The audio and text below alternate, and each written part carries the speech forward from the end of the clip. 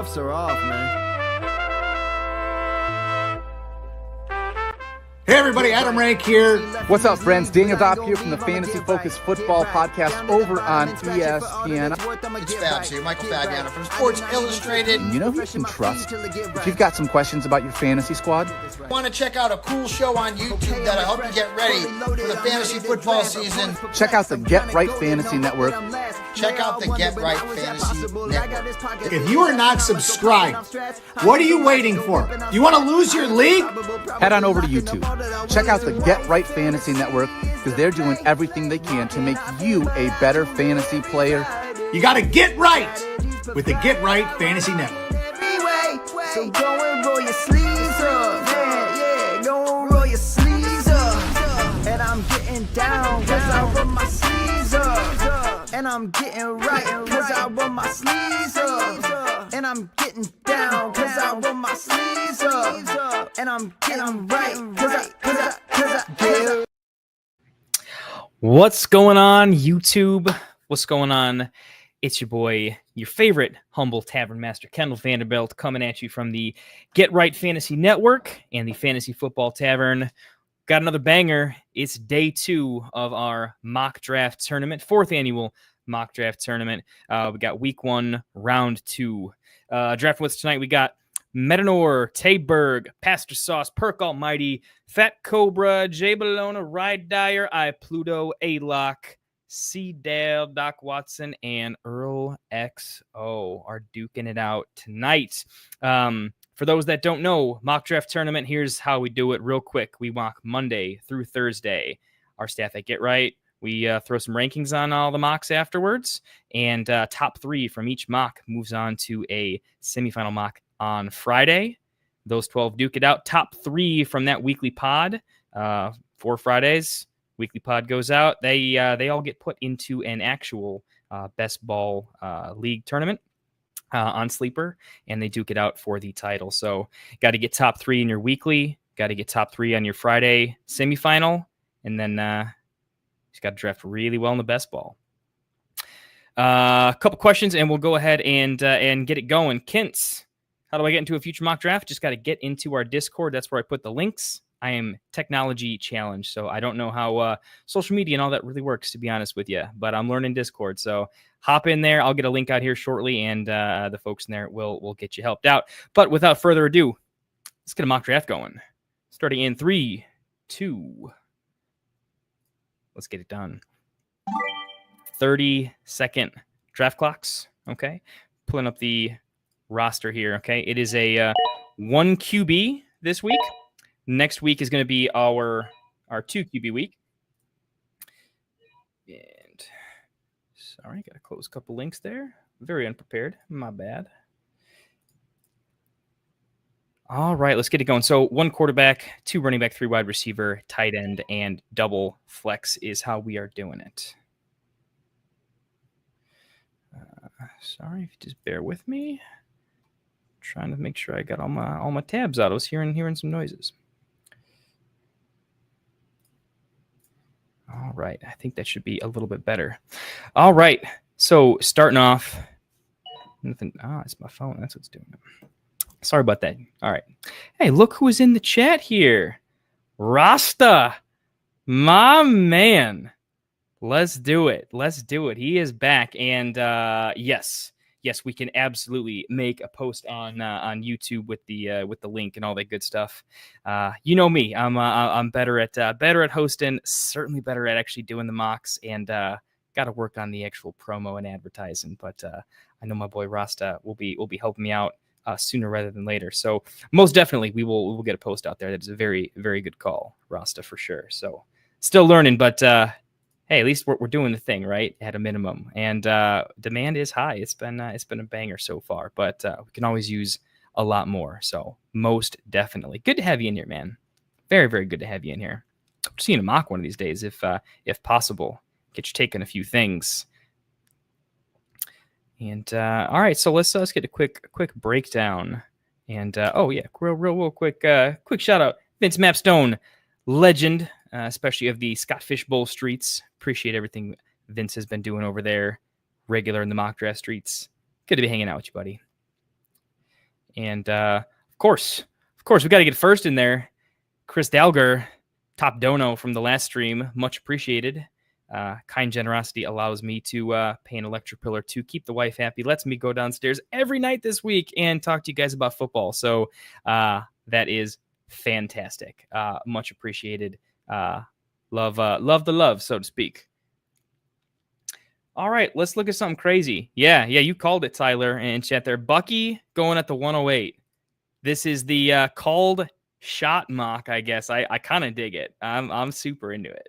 By the way, grading these is quite difficult. By the way, it was so good. The first mock was so competitive. There was probably 5 or 6 mocks I all thought were basically within the same tier.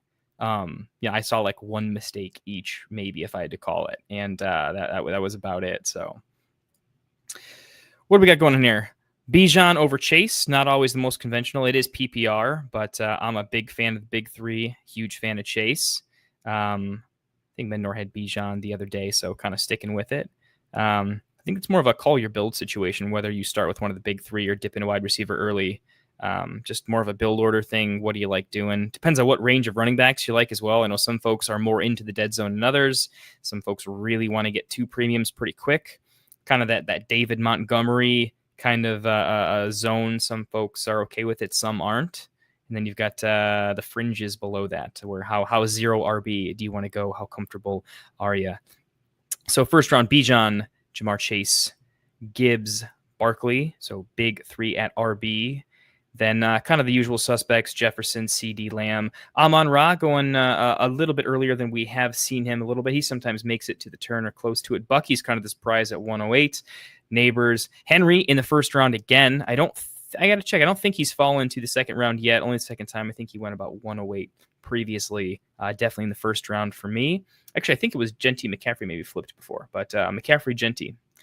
Do like the start. I tend to be a little more running back heavy this year to start, as I like so many of the wide receiver 2s this year. But that's my personal rankings. I do not rank all these mocks just on my personal rankings. Has an element to it, but Mike, Frank, and Phil, they do think differently than me. So don't pander to my rankings too much. Maybe a little bit, maybe a tiny little bit. Amen, man. Season is here. Crept up on us quick. I know. I was in Dynasty Brain land, and then I was in Scott Fishbowl land, and then hopped in Super League this year as well. So doing the charity tournament scene, hoping to take home some trophies. I think I might be actually. There's a chance I might get elected as the league captain in charity league, which got some fun rules to it for Super League. So should be pretty fun. Good call. Let's see here, going into round 2. Let me adjust this just a little bit for you. And as usual, I am keeping the I'm going to try to, by popular demand right now, I'm going to go ahead and keep the top available ADP up for the most part, probably on Flex. I think it's easier to know what quarterbacks are there and where they go. That's the most consistent thing we're seeing in the mock. We know the range. Allen, earliest I've seen him go 2.8. Last mock, I think he went about 4.3, 4.4, something like that. With Hurts and Jaden Daniels falling to the early and mid 5th. So Allen about 2 rounds earlier than he has been going. But more of a pick order thing. 2 rounds sounds like a lot, but the quality is relatively condensed in these in these second, third, and fourth rounds, to be honest with you. So Allen goes early, Lamar goes early, and we'll see. I've been going back and forth. It looks like late QB is highly popular this year, but it is creating I don't want to say an edge, but it's creating something interesting, as it does appear that, Allen, Jackson, Hurts, it's pretty easy. They're always a top quarterback. They're very reliable, easy to predict. So it does allow you to go a little bit top heavy in the rest of your draft if you can pretty much guarantee yourself a top 3. As I don't think, as I was looking at the rest of the QBs that were pretty much going around 13 and 14, your Drake Mays of the world that were kind of going in that range. When I was grading the mocks, because it was kind of like a grading the early QBs against the late QBs. If everyone that drafted a late QB had a pretty good team, if their team just felt just as good as another team, but that team had Josh Allen and Lamar Jackson, that was a way to get an edge. I was looking very hard to see, okay, where was the fall off? Top 3 RBs, top 3 wide receivers, where did the quarterback hurt them? And if you recovered very well and had some falling value and made it work. It was a way to raise your ceiling. So I think it's risky, can box you out, of that one position, just because that one pick kind of means you can't really go. Well, I was going to say it means you can't really go early tight end, but we have Josh Allen, Trey McBride from the 5 spot. Not always something I tend to recommend. It can work. It's not something I'm going to be messing around with too much. But it can, depending on falling value. Or if you want to go absolutely 0 RB, this is technically a choice you could do, and go very lean into the variance a little bit. So let's look at the rest of round 2. Any usual suspects. Achane going 2-4, a little bit later than he usually goes. Bowers does not make it out of the second. Goes a little bit earlier. He's usually making it closer to the 2-3 turn. Brock Bowers goes off at the middle of the second. Everything else looks pretty standard here, except T. Higgins not making it past the turn at 2-12. Usually he's making it to the middle of the third, getting pretty aggressive on T. Higgins. It's an interesting call when you look at T. Higgins' points per game. I think he played 12 games last season. I don't know the year before, but his when he did play, he was averaging points per game that was much closer to what you might see in an early second-round pick. Almost Amon-Ra, Nico Collins near levels. I think him and Nico were really close in PPG. T just played a little bit less. Chase Brown getting real steamed up, doesn't make it past the turn. I'm seeing him go mid-second almost in some places. He's starting to get before the Taylor Jacobs tier, so Mednor feeling pretty good about that, I assume. And then we get 2 more quarterbacks off the board. Lamar Jackson going in the middle of the third to Jay Bologna over here, and Jaden Daniels goes 3-10, so a little bit earlier on the quarterbacks. Hampton 3-8, one of my pet picks, a guy I was super in on for a very long time this entire offseason. It just keeps going my way. So Pluto. I'm a big Bucky fan. I'm a massive London fan. I'm a big Omari and Hampton fan, and Kamara in the fourth is awesome. So Pluto, I'm just gonna throw it out there. I'm kind of loving his draft right now. We'll see how he rounds it out at wide receiver in a 3 wide receiver league. I mean, I'm gonna have to look at that. So we'll see how that ends up coming together. But it's certainly got a lot of potential. Anything interesting here? Rashee Rice, always one to look at, goes at the 410. This tier of wide receivers seems very flat. Normally we get a very, very long run of wide receivers and then a very long run of running backs kind of finishing off a particular tier. Finally, we get one of our favorite rookies off the board next. Travion Henderson goes 5-3 over here to Pastor Sauce, just after James Conner. Xavier Worthy going a little bit earlier than I've seen him go. He snuck into the mid-5th. He's going a little earlier. Travis Hunter moved the board a little bit, 5-5. Just look at the so Sam Laporta, top on ADP. Hawk is in there, but if we're looking top running backs, this is kind of the range of, I kind of mentioned the dead zone with like Monty, Aaron Jones, Swift, Pacheco. I think we're kind of calling that the dead zone this year. You've got your rookies, RJ Harvey, Caleb Johnson. That's kind of this whole range. This whole tier of wide receivers, I know in talking to most people, a lot of folks see it's kind of choose your guy, but their projections are all very close. It's just kind of a flat tier, and I think a lot of folks' eyes. So shoot your shot, call your guy. You got to get pretty nuanced to make your call. Not that they won't finish close. It's just that it seems like a range of hard to project alpha wide receiver 2s or sort of wide receiver 1s in weaker offenses or weaker roles. Throwing out Zay Flowers there is technically the one of the group. So yeah, I'm always curious to see how this goes. It's interesting, and I'm really looking forward to auction redrafts. If anyone's not digging the auction format, highly recommend it. Definitely worth checking it out. But this tier of as soon as it starts, it's probably Evans McLaurin. Honestly, maybe at McLaurin, but this whole tier from Evans all the way to JMO here in an auction, I know that's an area I will be targeting to make a lot of buys, which is kind of interesting when you compare auction to redraft, given that you can kind of just snipe an entire tier if you want to, and you can take, your Worthy, Pickens, Hunter, Smith, Flowers, or you can literally draft all of them if you wanted to. So interesting. Looking at where the rookies go, RJ making it to 5-11. Caleb still on the board, typically goes in the 6th, but not till later on. I think this running back run started a little bit earlier. In the last draft, it was a little bit later. It was basically starting at the turn. Some folks getting in a little bit earlier there. Another quarterback going off the board. Jalen Hurts at the 5.9 here. It's just great value for Hurts. It's so interesting. It's this waiting game of quarterbacks just start appearing at the top of ADP for a minute because Sleeper has them a little bit elevated compared to more competitive mocks, and everyone kind of stares him down for a long time. Patrick Mahomes made it to the 10th round. He will be top of ADP relatively shortly, making it to the 10th round. So kind of got to do your homework this year on Sleeper, as ADP is, it's usually Sleeper ADP. It does what it does, but yeah, it's going to be a lot of scrolling down the boards unless you've got your rankings popped in there. One of my guys, Rome. A lot of wide receiver here. Just James Cook, and then Fat Cobra just going with Chuba. I like the Rainbow Start wide receiver, quarterback, tight end, running back, and then grabbing some more wide receivers. Just a little pretty little run there.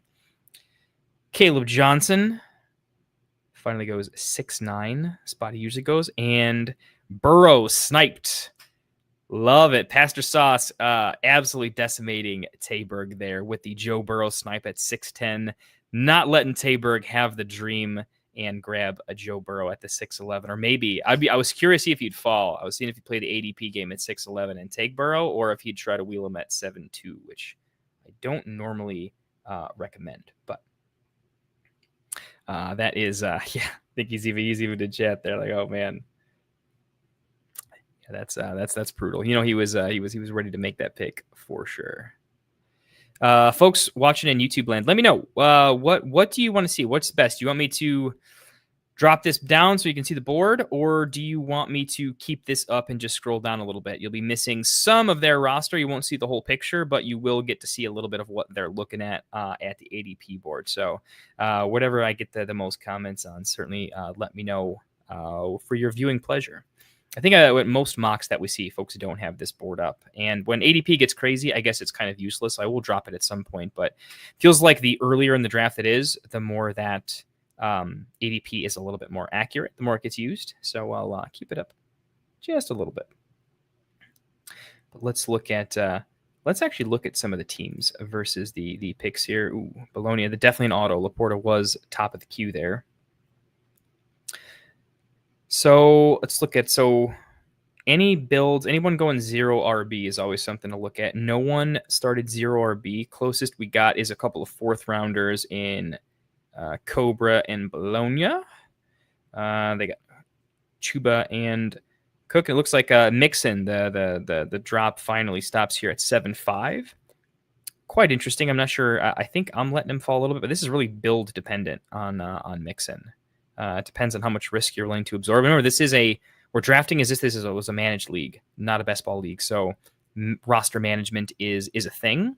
It's 5 bench spots, drafting as if we had an IR spot. So can put some things into play if you think Mixon maybe starts in your IR spot and you think that's a great way to take him at value. That's certainly something there. Yeah, it's fun. It's hard commentating on this because I want to talk about drafts I like and more than others, ranges I like. I'm going to do the best I can and not spoil too much, but I might have to call out some picks that I like in particular. It's like the George Kittle keeps rising up boards. I think he's going to be less and less of a value. He's starting to creep into the late 3rd as opposed to the 4th. So we'll see what happens at this time. I like to get him a little bit later, but at the turn, you kind of got to do what you got to do. Wilson, how we doing, my friend? Glad to have you here. Always a pleasure to have you in. Wilson, tell me whose draft you like most so far? Who's kind of calling out to you a little bit? I'm trying to see who's got the most wide receivers drafted. I know that's probably where you're leaning. You might like Metanor's team, perhaps. We'll have to see, but let me know. Good to have you here, my friend. Friend of the show, friend of us all, Mr. Wilson. A-Lock, late edition. How we doing, my friend? You gotta love it. You popped into chat. Some things happened. Rafi kind of got accidentally kicked. I by the way, Rafi, if you're around, man, I am so sorry, man. I've been trying to figure out how to randomize without messing up the draft, and it's when you're not in the mock draft, the developers really don't want you to have control over stuff. So Maybe in the future you guys are gonna have to draft against me. I'll have to hop into every mock, and I'm not in contention, of course, but that could be fun. We'll have to take a poll on that next time. There's my guy, Josh Downs. Anybody that doesn't know, Josh Downs might be my favorite player in fantasy this year, and I think I'm on the post hype A-Rich train. I was singing A-Rich's praises way too long last season, and I woke up in a fever dream before my first real big money redraft league, and decided I'm not going A-Rich. I'm going Jaden Daniels. That was last year. Had some people a little bit upset that I didn't do enough streams, letting them know I have switched from A-Rich to Jaden Daniels. Worked out for me. Did not work out for anyone else that I didn't update. So apologize for that. Ricky Pearsall also just kind of listing my guys, and I think I'm gonna make a post on this. I haven't been really messing with the website or too much. Just been quite busy lately, but Downs and Pearsall definitely making my guys list this year as quote unquote wide receiver 2s that I think will finish feeling much more like a wide receiver 1. But I think everyone knows they're some pet guys of mine. Evan Ingram, 8'10". Looks like big tight end run. So Laporta he might have been queued up, but it looks like he was an auto pick at 7'6". And then we had this big massive run of tight ends starting at 8'2". Kelsey immediately followed by Andrews, 8'3". T.J. Hawkinson at the 8'5". And then to end coming around the turn here, wow, just keeps going. This is 5 tight ends in round 8. Ingram at 8'10". David Njoku, 8'12". Coming back around. And Tayberg gets... he did not get his Jamar Joe Burrow stack, but he does go ahead and get Mahomes at 8'11". Definitely someone I've pulled the trigger on quite often as soon as it hits a range where I just don't love a lot of the picks and they start feeling replaceable. He feels pretty good. I'm often pairing him up with Worthy. I'll be the first to say I don't really look at stacking all that much in thin bench redraft, particularly. I think the Cardinal sin is a tight end quarterback particular matchups, just because in a 5 bench, dropping your 2 starters is very difficult on your bench if you like it. Wilson's saying have to go with the CD Lamb team. Mr. Bologna 14. Wilson's liking your draft the most over here. Closest 0 running back draft we have. So Wilson, I figured you would probably like that. We'll see. I don't know. This year, I was much more 0 RB last year than I am this year. I was hero RB last year, but I could sneak into some later stuff, which worked out okay since the dead zone was very, very good last year. The Kamara, David Montgomery stuff really killed it last year. I'm a little bit more convinced I want at least hero RB this year, but the whole point is I just want to take a bunch of wide receivers in the middle rounds. I like so many of them that if I need running back, I'm having to pass over like a Pearsall or a Downs, and that's just too painful. So that's really the best answer.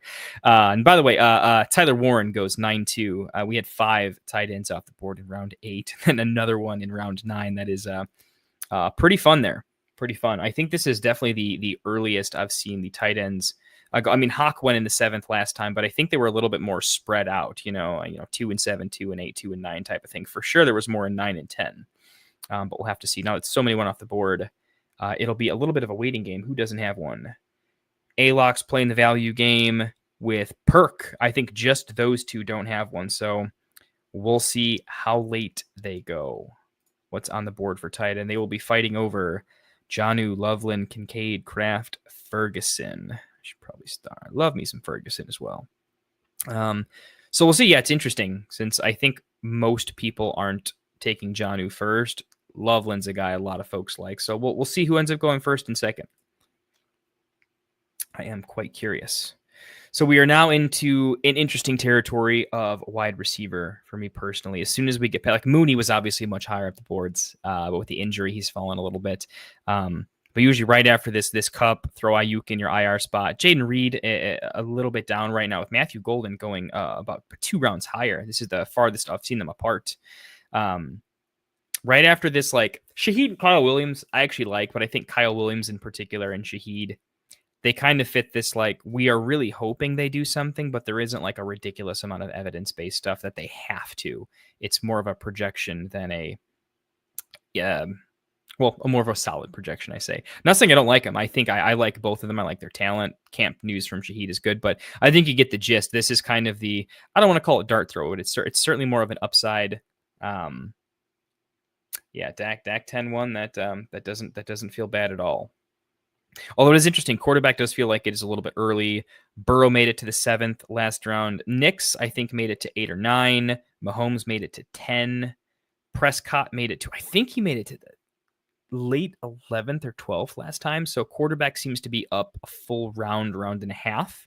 But that's mock to mock. It's like as soon as it happens, if everyone agrees to do it a round earlier, then they do it a round earlier. And if everyone waits, everyone waits. So it's sort of its own microeconomy of when folks take quarterback here. Baker Mayfield goes off the board at 10-5. I think he was much higher. He was like late 7th, early 8th round last mock, I believe. So getting him over there. And we'll see. This is certainly, as soon as we start seeing some of these picks go, it's definitely my guy territory. But I think even if they're your guy, you hope your build isn't lacking too much. So here's where the tight ends do go. We've got our first team taking 2 tight ends. Mark Andrews went 8-3. Very sensible to back that up with Loveland 10-3. Looking for some upside, hoping one of them really hits it like Andrews has in the past or like Loveland should. Going 10th overall. Kraft, one of my pet picks, really like him. I think my kind of take was everyone's asking, how the wide receiver room going to shake out? How's this going to shake out? My thing is I think they're going to shake each other up a little bit. Kraft might outsnap all of the wide receivers and be pretty integral in that offense. And the wide receivers might act a little more as field stretchers. And I think Kraft can have himself a vintage TJ Hawkinson, just kind of eat over the middle, do his best Evan Ingram impression. And he's got some yards after the catch too. So definitely, I think Kraft is a value starting to rise up boards a little bit. Feels really good at 10-9 there for sure. Come around, we got a couple more quarterbacks coming off the board. We got Purdy coming out at the 10-12, earlier than I usually see Purdy go. Definitely a personal fan of Purdy here. And here we go. Here's what I love to see. The high-end handcuffs. Certainly, this is a spot where I'm opinionated. I've got some guys I like a lot more than others. Hey, since they're already off the board, I can kind of talk about him. Spears is certainly rising up my boards quite a bit. I didn't like him with the whole arthritic knee as a draft prospect, so I wasn't drafting him in Dynasty very much. I know people were getting really steamed up about him for a little bit, but he was good enough, efficient enough to take Derrick Henry off the field from time to time. Was a little banged up last year, and I think he'll probably continue to do so, but he's a good player when he's on the field. He's a good player when he's healthy. He does a lot of things well. He's not just a passing down specialist. He's got some shimmy. He's got some speed. So I do think if the Tennessee offense gets quite a bit better with better quarterback play, the whole offensive ecosystem gets better. They don't have a lot going on at wide receiver. I do think that the target share of the running backs could be at least elevated and more valuable on a per touch basis. Certainly the touchdown should go up. So Spears, I think, has a great combination of playability on his own in matchups where you think they're going to throw the ball a little bit more. And certainly I think he could be a very, very good breakout if injuries were to spike up. I think he could do quite well. Kyler Murray going off the board at 11-11. Remember when Kyler was everyone's fantasy darling after the early quarterbacks go? It was a sort of mid-round quarterback. See if you can get Kyler in 7 or 8. I remember the days. And that is no longer the case. Falling down to the 11th, getting the stack as well with Marv. I know I said I value stacks a little bit less in a shallow bench format, but that being said, it's not that I hate them. It's still clearly a bet on the offense, and I think some QB wide receiver combinations make way more sense to stack than others. Like Lamar Jackson, for instance, I think is perfectly fine unstacked, since you're mostly drafting him for his rushing ability, and he can throw the ball to anybody. So you don't necessarily need to stack him. Josh Allen, very popular unstacked. In best ball, you kind of have to stack, but in a managed roster format, I think it doesn't quite matter. But Murray, if Marv has a great season, there's like no way Kyler doesn't. If Kyler has a really good season, Marv really has to have been a part of that. So I like the correlation there. Luther Burden, 10-2. I know with him being injured through training camp quite a bit and just not having a lot of good things to say, I think the only bit of news about him wasn't super, super good. Coach calling him out at a press conference. It's, little bit. talking about his availability, but from what I'm seeing, that's the one team I'm pretty keyed in on. If you can see my background, is my beloved Chicago Bears. I think Burden's got a lot of Rashee Rice in him that he could do. I think he could be pretty dangerous doing a lot of the I'm really quick off the line of scrimmage. He can do a lot of damage in the slant game. If Caleb is just not doing a lot of good decision making, and I think that's probably the case, I think quick passes in a creative fashion is going to be what he needs. And Burden's starting to rise up my boards quite a bit. Burden at 10-2, the guys ahead of him, I think, have more opportunity because we've seen it before. But I think Burden actually kind of belongs closer to that Kyle Williams realm for sure. So just something I noticed recently as in a range of players I don't love taking. Burden does feel pretty good. Looking at who else coming off the board. So we had a lot of the handcuffs go. Rachaad White, 11-8, someone that's rising up my boards a little bit as just a really valuable, like kind of like Spears, startable on his own. Should be fine, should be in a good offense. He's not just a handcuff, he's playable, like a worse version of David Montgomery, essentially. Much worse, but still there. Dylan Sampson going 12-7, a guy I loved in the process, for sure. Really, really loved him in the pre-draft process. Didn't love the landing spot necessarily, but I think opportunity is seriously knocking for him. Oh, man. Rafi, I feel bad. He just got back to the chat. He got accidentally kicked, and I couldn't get him back into the draft. No. Yeah, my bad, Rafi. Anyways, how's everyone doing tonight? Who's liking whose team over here? I don't think we're going to do a long stream today. I just wanted to make sure, especially for these legends that are drafting, if they find it entertaining, have me talk about the board a little bit, add a little bit of entertainment value to what they are doing. I want to give it to them. I love what we have going on here. Everyone seems really locked in. Drafts feel really good. I mean, I'm seeing a lot of balanced rosters. I'm seeing that no one's really getting extreme falling value. Everyone kind of knows how to reach below the board. Yeah, I'm finding a couple of spots where I know the ADP. I've almost had it memorized at this point with how many mocks, but there's a couple guys where I know the range of like, ooh, when are people going to reach down 20 spots to go find him? Dylan Sampson's definitely one of those that are buried. Gets them both too. Gets forward on the comeback, so I like that quite a bit too. One of the pieces of strategy we often talk about, and I'll shout out I think the fantasy footballers typically talk about this every single year. I know other shows do as well, but with them more prevalently, is with these last, particularly these last two picks, depending on your roster build. I mean, some of these people are taking their quarterback in that very last round, but if you already have your roster pretty much set, the last two positions, especially in a thinner bench format, take players who you really don't know what's going on, but you will absolutely have a pretty firm idea of what's happening with the offense in week one. So you can make a decision of, I'm just not going to wait around to figure this out, go with the next hot thing on the waiver wire. There always will be somebody, but try not to draft someone in these last two rounds unless you know they're a great player. You're going to hold them for a long time. You're planning on doing it. Like here, Bashal at 13-11, right? No matter what happens in week one, I guess you probably can't see that. My head is in the way over here, so maybe we'll do this. We'll move me up here. There you go. Bashal Tutin's an example of, probably week one, it's not going to be a good week for him, but you're going to hold him regardless. He's a great player, right? Woody March, a great example. Okay. Week one, we're going to see how the running back room shakes out, who's healthy, who's not. You're going to know at least an idea of how viable Woody could be, right? Ford, Sampson absolutely fit that description quite a bit of how does that go.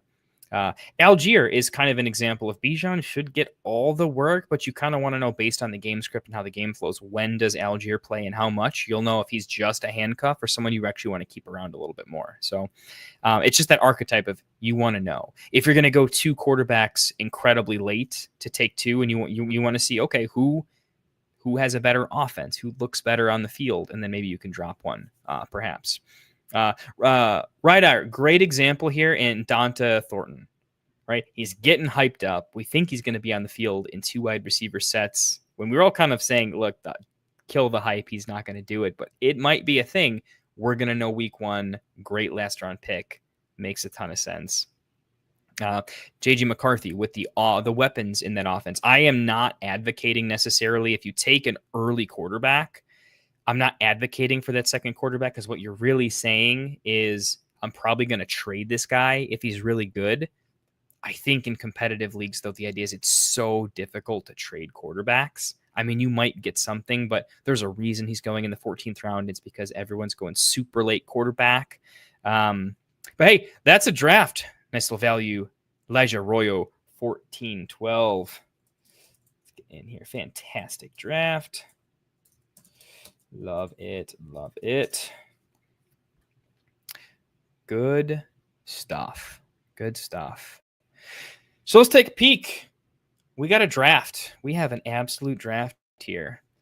So we're not going to take too much time to break down a ton of lineups, at least not tonight. There's going to be other nights we go a little bit longer. I don't have all the time in the world tonight, but that is another draft in the books. I actually have to go and post our rankings here from the last draft up in the Discord. So if you're watching, you want to see how the last draft rankings went, I'm going to go ahead and try to get those posted after this, so folks can see who the top 3 was and how that shook out. So looking at just a couple rosters, what do we see here? I'm seeing that 2 quarterbacks is pretty popular. Looks like we're seeing a lot of that.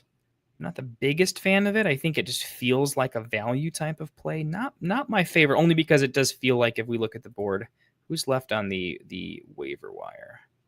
I guess I can't see it anymore, but yeah, I'm curious. It feels like a lot of these quarterbacks are going to get dropped and people can play the waiver. But in this particular case, it's kind of like, well, if everyone's taking 2 and you don't, if everyone takes 2, you have to start taking 2, because then the waiver is actually trash. And you might need 2. So interesting. But at the same time, Russell Wilson throwing in Neighbors could be fantastic, and he's not drafted. So we just don't quite know. I don't project that. Honestly, I think the best quarterback that's not drafted is if A-Rich wins the starting job and he's actually kind of better than we think, he's going to be the quarterback that everyone drops to go run and get. So because stuff like that exists, I'm not necessarily taking 2 QBs all that often, but I certainly understand some of the allure with like T-Law and JJ with their legs and new offensive weapons. Maybe something can get crazy. So let's take a look at a couple lineups. I at least want to give a couple that I like in particular. Mednor's feels quite nice. The reason I can say that right off the bat is, I mean, Bijan, fantastic. I got to start there, but RB2, Chase Brown, getting him at a value, that feels nice. Just seeing any roster with those 2 on it feels pretty fantastic. And just wide receivers that I generally like. It's hard to grade these live because the idea is there's a lineup and there's what picks did you make where you made them. So when I'm grading, I've got to say, okay, cool, I like Jacoby Myers. I think he's really underrated. I think that offensive line is a little bit better than people are giving it credit for. I think Vegas could be just a little bit better than people are giving him credit for. Not great, but good. And I say, cool, Jacoby's great. I have to look at, okay, it was Jacoby, Godwin at the 6-7 turn. I have to look at everyone they passed up to see if I like the decision-making would have gone another way. So it's like there's the objective, how's your team, how's your player choices, but there's also how you played the board. I'd like to look at both. So just so you watching, that is why I don't really break down whole rosters in terms of giving it a solid grade. If I break down one, it feels like I have to break down several of them. And once I start, I really don't want to stop. And if I'm going with a super late stream, I absolutely will break them all down, but probably not going to be the case tonight. But I like locking up, the 2. I could still consider Chase Brown a hero RB at this point. So double elite here. Wide receivers I generally like. David Njoku is a tight end target for me. Purdy May, I'm not really looking at stacks here or anything. They're just guys whose offenses, if they're a little bit better, if CMC's killing it in the passing game, maybe there's something there. Drake May's got a lot of Justin Herbert to him, so we'll have to see. I think the double 8 seems kind of fine. Drake May may be a cold shot. I think if you're going with Purdy, maybe you don't need May, but I'm not going to ding him too much on that. RB3 Mason, just one of my favorite. I like a lot of builds where you can get two pretty, like your RB2 is solid, and then I'm looking at RB3 in a double flex format. because I think you want your RB3 to be a little bit better than average, because if that's the case, you can still always start them with the 2 flex spots. That's perfectly fine. You probably want 2 wide receivers in there.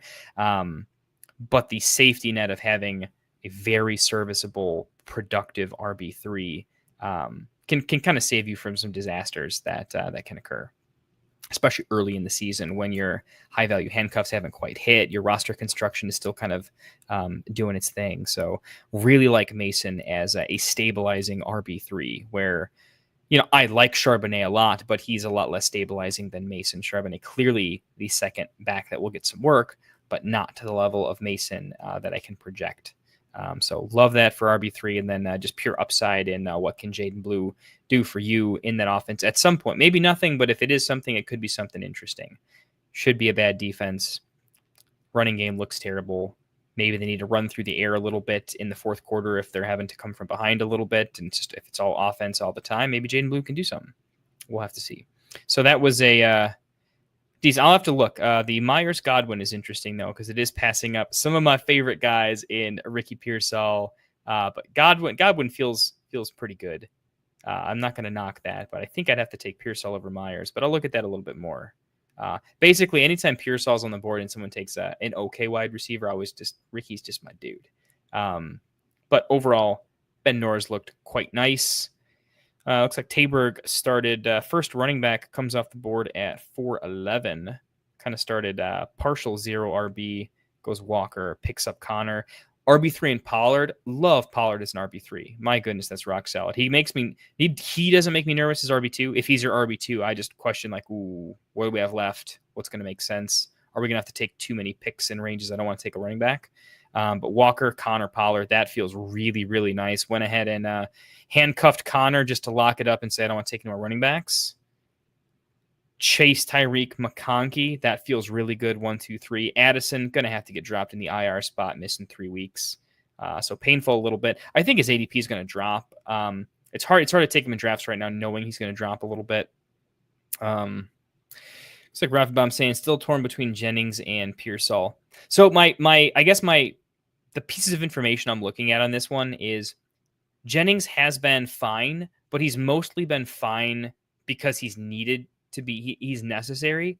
I don't think he's shown me a lot in terms of just creating pure separation. He's kind of the guy they're letting get open. Doesn't have a lot of yards after the catch. Can't really stay as healthy as I'd like him to either. Is the truth of Juwan Jennings a little more, hey, there was a reason he wasn't a highly scouted prospect. He's not a guy that was taken very early in the draft. He kind of just got a serviceable role and is doing the most with it. But Pearsall is a round 1 pick. I mean, yeah, it was late round 1, but he's still a first round selection. He's an incredible talent. We were raving about him in the draft process that he there's a lot to like about him. Extremely sticky hands, really good catch point. He knows how to catch with his hands. He's also like, in the NFL, we kind of talk about, do they have that dog in them, right? Like the George Kittle level. Do they love football? Are they going to play with their heart out? Are they a coach's guy? Coaches guys tend to get on the field 5-10% more than non-coaches guys, right? Minimum, maybe more. Pearsall checks a lot of those boxes. And when he first had like his, okay, let's see what a good Pearsall game looks like. It looked like it was going to be really good towards the second half, or the tail end of last season. It was only one good game, realistically, but it was a very good game for a guy who was he got shot earlier. There was all sorts of stuff, right? So I think he's got that dog in him, and I think he's going to be pretty good for the team. I like them both. It's just in a draft, I think I'm drafting for upside, where Jennings, I don't think has the same ceiling or close to it that Pearsall does. And I'm just at that range. I'm not caring about the negative outcomes. I'm only caring about the pure upside that's still available there. So that's kind of how I'm looking at it. I want to have more of an even take, but I'm kind of just purely on like Jennings is serviceable when you need him to be. I'm just not drafting a lot of serviceable. I'm going to pick up and trade for serviceable if it all goes to shit. But I'm not going to start there in my draft, probably. Other rosters we like, man, I like little bits of everything here, for sure. I mean, anytime you look at a Gibbs JT start, that feels kind of good. At some point, it's just what builds do I like? Where did a player go a little bit earlier? That's why grading is so tough, because it's such a competitive mock that I look at ranges and constructions, and it all feels pretty good because I think everyone here is a pretty competitive drafter. I'm not looking at anything crazy. I mean, look at like Judkins sometimes goes a little too early. Him going at the 8-4 in this same range, I think that could make a lot of sense. I think he still needs to drop a full round behind at least Dobbins, Mason, Sharps. I think Judkins belongs a little closer to the Scadaboo, Ramondre, Jameson Williams kind of tier over here. So, but that's just me. We'll see.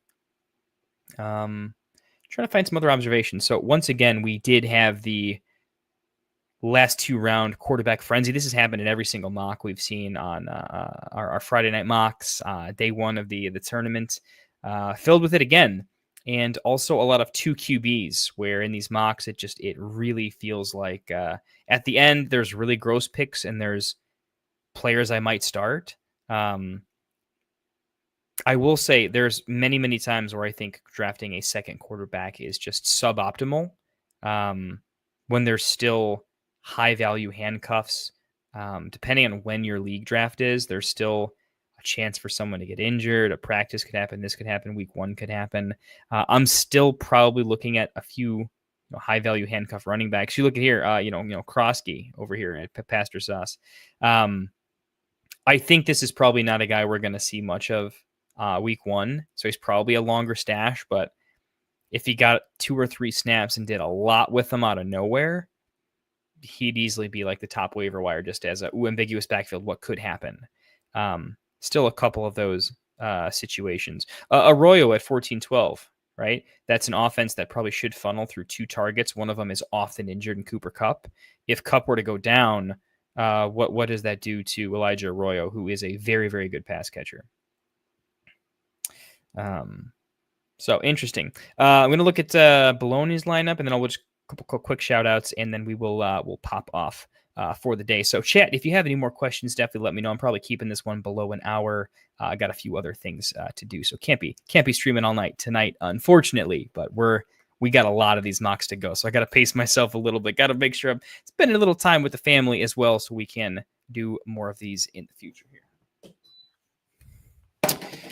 So looking at Bologna, I was looking in particular at the second half of his lineup here. So Ramondre, Tank, and then this is the gentleman who did the Samson Ford stack. So I kind of like the whenever I see, we had a clear plan of we're going to take a lot of high value handcuffs. What did the earlier draft look like? Super modified 0 RB, grabbing Cook in 7-4, felt a value there, or a particular proclivity to Cook. So we went CeeDee Lamb, AJ Brown, obviously 2, basically I can say anybody here, right? Any wide receiver in this range is going to feel fantastic. I have my takes one way or another, but I'm going to just go build quality overall at this point. Does take the dip at early QB. You could flip-flop it, right? I don't think Lamar would have come back. But it's interesting to note that usually if you don't take QB here, one of Daniels or Hurts is making it back around a little bit. So just to note, Lamar in 3-6, you have to be really in on Lamar because the ADP game says you have to like Lamar specifically because one of the kind of big 4, if you're considering Daniels in that range, probably makes it back to you in 4 most of the time in these mocks. So something to note, might get you an upgrade from Cook for those watching, depending on if you really like your quarterback here. So I'm not saying it's a mistake or anything, but it's just it's a little bit different. I probably would have waited a little bit to play the ADP game, get an upgrade from Cook to Kyron or Hampton, perhaps, and then in this case would have gone, but would have been able to take Hurts if you want to. Maybe you don't like Hurts all that much. Perk. And Dill, we'll get to you in just a second here. We'll take a peek. We'll take a quick peek at C-Dal here. We'll get to him as well. Perk, I think Perk, you're responsible for inviting a lot of folks out here, and appreciate that. So let's take a look at our good buddy, Mr. Perk Almighty. Let's take a peek here. Well, you gotta love Barkley at 104. That feels pretty good. I think he's going to catch more passes this year. I think that the secret sauce with Barkley. Yeah, I mean, Bijan, Barkley, Gibbs, shuffle them up. I don't care. I think all of them are just massively elite. But I think Saquon's pass catching is going to finally come out at some point. It just has to. He's an elite pass catcher, and he didn't show any of it last year. He will at some point. Josh Jacobs, him, Taylor, and Chase Brown for me are really, really close. I think Green Bay's offense is going to be good, not as good as Cincinnati's, but Jacobs is twice the running back Chase Brown will ever be. No offense, Chase Brown, I love you, but Josh Jacobs is a better running back who has room to improve in the passing game as well. In an offense, I'm projecting to take a pretty big leap forward, to be honest. So, RB start. And I think that's fine too, because I think specifically after AJ Brown goes, or for me, even before AJ Brown, because I'm a little bit off of AJ Brown to some extent. I would rather take the running back because I think it's a tier break at wide receiver. Coming back around grabs my favorite of this whole bunch of Hill, Higgins, McConkey, Jackson Smith, and Jigba. I like Garrett Wilson. I think from a talent perspective, I think he's the most talented out of that bunch. Insane wide receiver talent. We'll see what Fields can do with him. Hey, it might not work, but if it does, I want to draft it because it could. And even a middling range of outcomes, honestly, could be just fine. Could be fair ADP with some upside. So love Wilson there. In this range, we talked about it yesterday. I think someone asked, it was DK, DJ Moore, a couple other players. I kind of mentioned that I like DK. So from this range, I like DK and ended up wheeling T-Mac. This whole range of wide receivers I like. So I just wanted you to take 2 wide receivers here. You did. Could have been any of a couple, but you hit one of the combos that I particularly like with DK and T-Mac. I'm pretty high on Worthy and Pickens as well.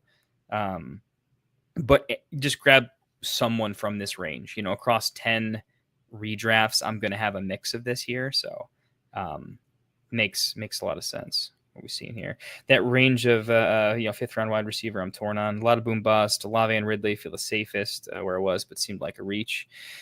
Olave's just fallen a lot. He's the type of guy I'm always playing the ADP game with Olave because why not? He could fall, so let's roll with it.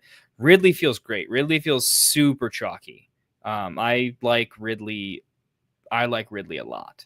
You can play the ADP game a little bit. He tends to go above his ADP in competitive mocks, whereas ADP is a little bit more buried. But he's not making it back to you ever. In fact, him just getting to the 6.5 is later than I've seen him go.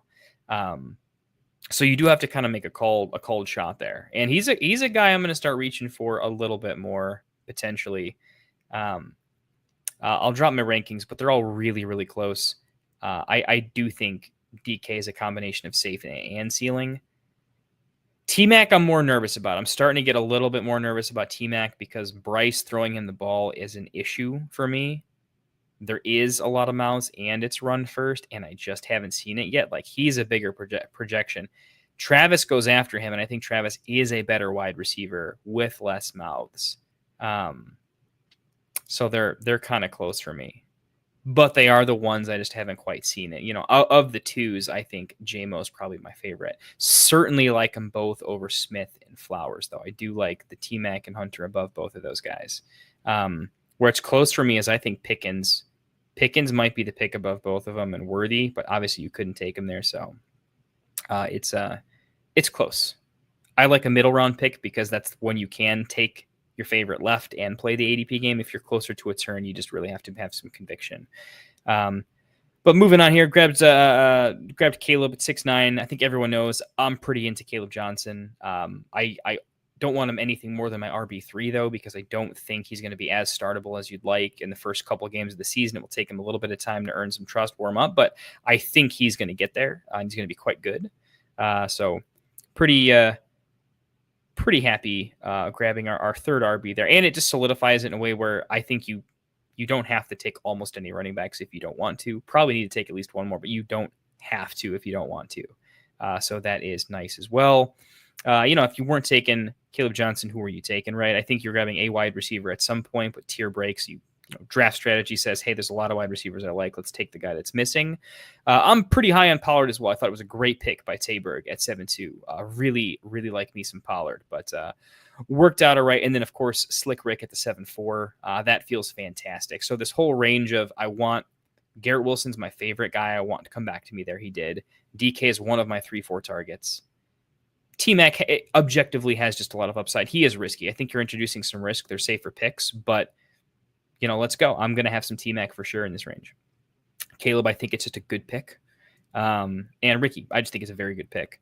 Jaden Higgins over at the 8-9 Houston. This teams can probably throw the ball a lot, right? The running back room's getting a little bit banged up, might not be as efficient. If the coaches know what they're doing, if the running game's inefficient and you're not getting 4 yards all the time with that offensive line on first down, you should be throwing more often and doing a little bit more run through the air. And Higgins could have a pretty good year. I think you're rising a little bit high on Higgins. We're kind of projecting a big season from him a little bit early, when the first couple weeks of the season, I think he could be more disappointing than we are expecting.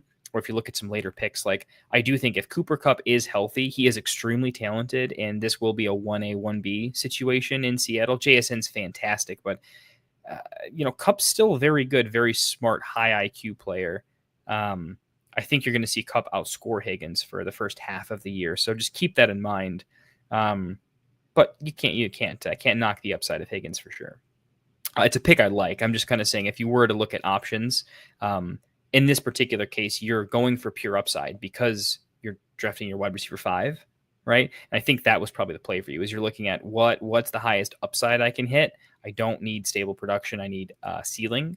And if Nico were to miss any time, and he has before, and who knows who's the ultimate better talent at the end of the day. Nico certainly wasn't the highest touted draft prospect of all time. Good, not great, but obviously grew into what he is today. We'll see if Jaden can follow a similar path. Coming back around, would have loved to have gotten Mason. Maybe you did as well. Charbonnet, like high upside, could be a decent offense. We know he's an incredible talent, and Walker can't always stay healthy. Less playable than I'd like, but it's our RB4. We're looking for upside. I'll be honest, it's close between Sharbs and J.K. Dobbins for me here. I think the idea here is you're thinking Charbonnet probably has more upside. It's definitely not a 3-headed backfield where there are other running backs in Denver. And the upside, if there was an injury, is much better for Charbonnet than if RJ Harvey were to get injured. I mean, JK is already the one getting more of the snaps. Someone else is going to come replace that. So, I think it's a solid pick there. My favorite pick, Kraft 10-9, feels fantastic. Perk smash pick. I probably would have taken Kraft at 10-9 just to make sure I didn't get sniped, honestly. So, feels fantastic to get him 10-9 here for sure. Coming back around, probably my first pick I'm just not really in love with. It has to do with how sure are you that Wright is the actual handcuff? How useful is he if Achane's not injured? I'm not sure. Ollie Gordon's quite talented, and he was only held back his senior year by his O-line. He was much better before. And I'm a little torn. It's for me, like Sharps is way more playable than Wright is. That offense doesn't have to be very good. Miami's O-line may have gotten slightly worse. I don't think it got better for sure. So with that being said, who else would I take if not for Wright? This is probably a pick I definitely would have gone elsewhere. I think you were looking at the wide receivers, probably hated him. You have 5 great ones, not enough upside there, so you were looking at something. I think I like Tank Bigsby more. He's going to have a bigger role day one in an improved offense. How much of a big role? I mean, he's not my favorite. Honestly, if I look over there, Rashad White is who I'm taking. Dylan Sampson is who I'm taking. Honestly, I'd flip the pick order. I think Garendo is a better pick at 11-4 than Wright is. So you get fairly fortunate because Garendo is a fantastic pick. Love him a lot. I think he'll actually get a little bit more play even with a healthy McCaffrey. I think he'll just have to. But I think with Wright specifically, I would have gone Rashad White as a upside, but he's playable. Dylan Sampson, playable with a lot of upside. I would have gone those two over Wright in particular. Love Grendo. Love the Grendo pick. Don't have a QB yet, so we went ahead and took Justin Herbert. Probably my favorite in the range here. It would have been Herbert. I mean, Caleb Williams was everyone's pick here, but Camp News is so hit or miss, and I get it. Herbert should be more consistent. Offense should take a step forward. Them signing Keenan Allen, right? And I think that's either happened or happening right now. I mean, that even makes that pick even better. I got to be honest. I think Jordan Love, Justin Fields, and JJ McCarthy aren't getting enough love with their legs. I'll take Herbert over McCarthy all day, every day. I've seen it with Herbert. I haven't seen it with McCarthy. So you're not going to convince me to take JJ over Herbert for potential upside. Fields is tough for me. I think I hate just taking Fields, right? I want to take him as a QB2 a lot of the time, but Fields if he's just competent, you also have Garrett Wilson. If that works, it's going to work pretty hard. And we know the rushing talent of his is unquestionable. Typically averages, QB 5 through 7 when he's playing for fantasy, even if it's not good for real NFL. So I do think there's some upside in Fields that maybe, I hope it was in consideration at least, but Herbert's certainly safer for sure. And he has had a higher end ceilings. I'm just going to throw, I'm liking Love more and more this year. I think the chances that Love could throw mid-30s for touchdowns, maybe rushing a couple here and there just to elevate his floor. But Love is definitely a dark horse for me. Like, I see a world where Love beats Nix out as the starting quarterback. So I hope, as a Bears fan, I hope it doesn't happen, but I don't think it's crazy. A lot of weapons, a lot of deep threats, big ADOT, already a solid running game, an NFC North that is more competitive offensively, where there'll be more shootouts in division. I think Jordan Love's going to be a little bit better. That being said, I think Herbert's still the pick for me here. Just for the sake of just talking it out a little bit, wanted to throw that there. So, and come back around, Hollywood Brown, amazing last pick. I was talking about, you want someone who you maybe have ambiguity towards, but it's going to be clear when you see it week 1, and it will tell you a lot. This is going to tell us a lot. And that could be fantastic. And Xavier Worthy is a tiny guy. And if Xavier Worthy ever went down, my goodness, Hollywood would need to be the guy. Him and Kelsey would get so much work. So, and Hollywood just might already be pretty good. If the offense does throw it more, throw it deeper, do more stuff, I mean, he could be a very valuable late round pick. So overall, how would I grade this draft in general? Just from a tier-based, like ABC, build order quality, solid. I mean, you got value at QB and tight end. It's not high end, right? Like, I don't see Herbert finishing as a top 3 to 5 QB. I think he's really fighting for like QB 6, 7 would feel really good. Maybe, I mean, if Herbert does his old school, like, oh man, he has a nasty spiral and throws it a mile, sure, he's got top 5 upside. It's just very hard. Allen, Jackson, Daniels, Hurts, and then Burrow.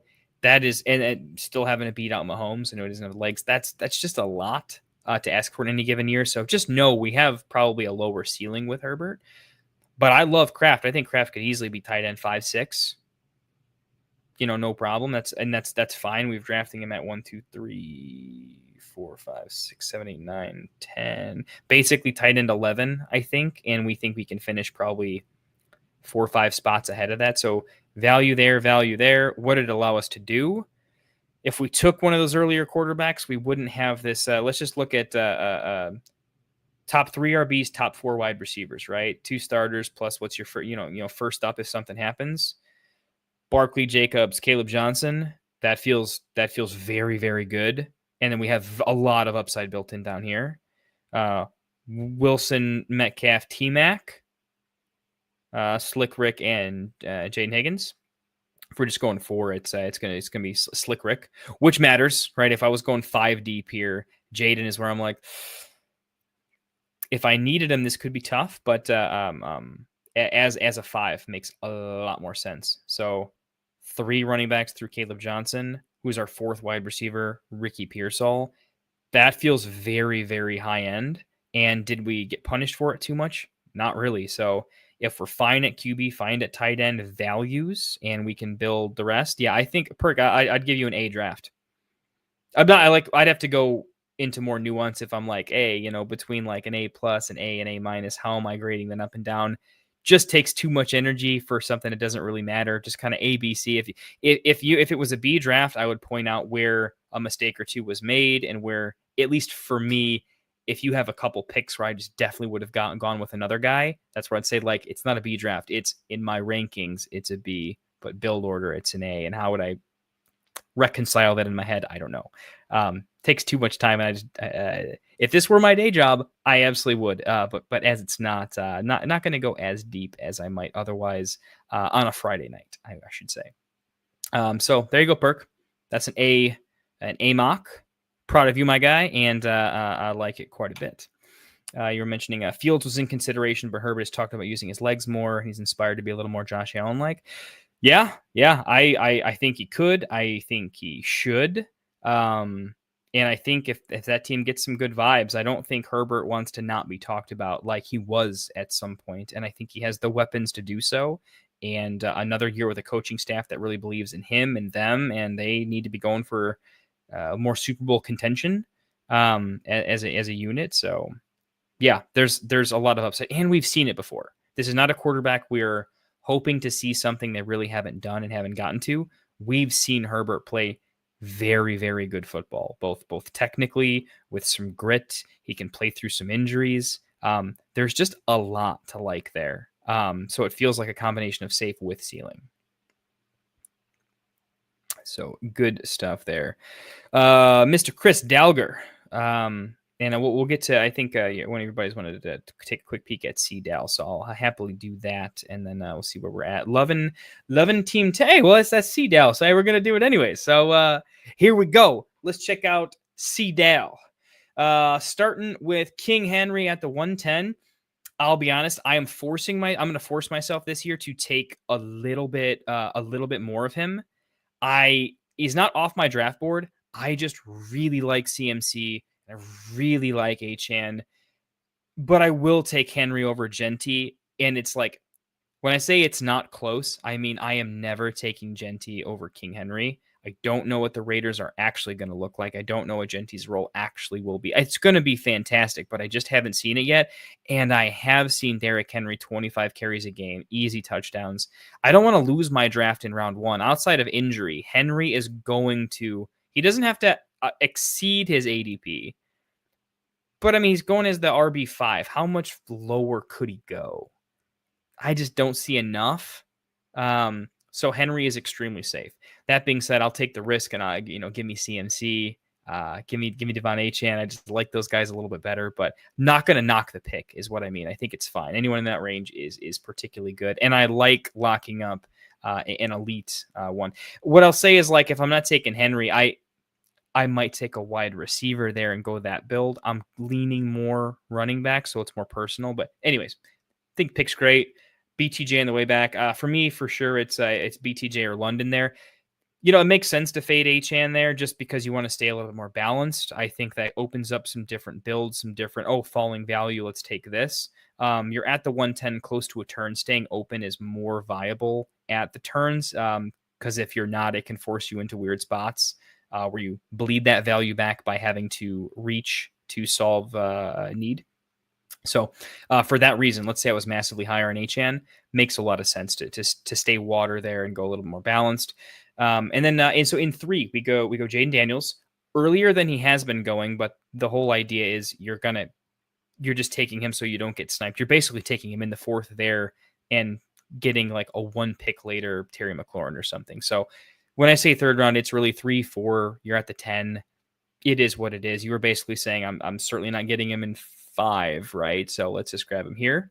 Got no problems with that. Some people have Jaden queued up as their QB1 in projections. If they just give him here's their rookie, here's their year 2 breakout. If I increase a couple stats, here's what it's going to be. I can see it.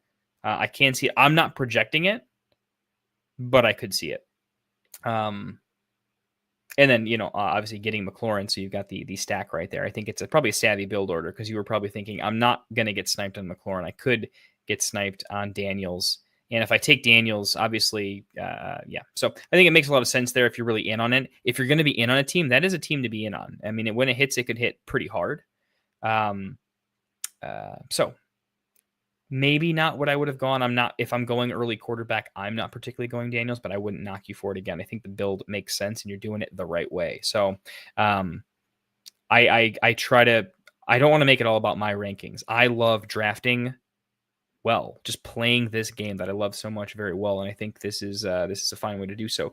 Moving on here, David Montgomery's coming back to us at 5'10", taking him over the likes of RJ Harvey and some typical kind of dead zone backs here. Pacheco, Swift, Jones, Caleb Johnson, kind of going with the safest pick on one of the better offenses. Just came off of a pretty good year. They did lose their center. Probably affects Monty more than it affects Gibbs. I know in training camp we are seeing that Gibbs is consistently lining up with the ones to start drives, so maybe we see a little bit more Gibbs than we were used to. I am a little bit more nervous about Monty, but I think the offense as a whole is still going to be extremely good.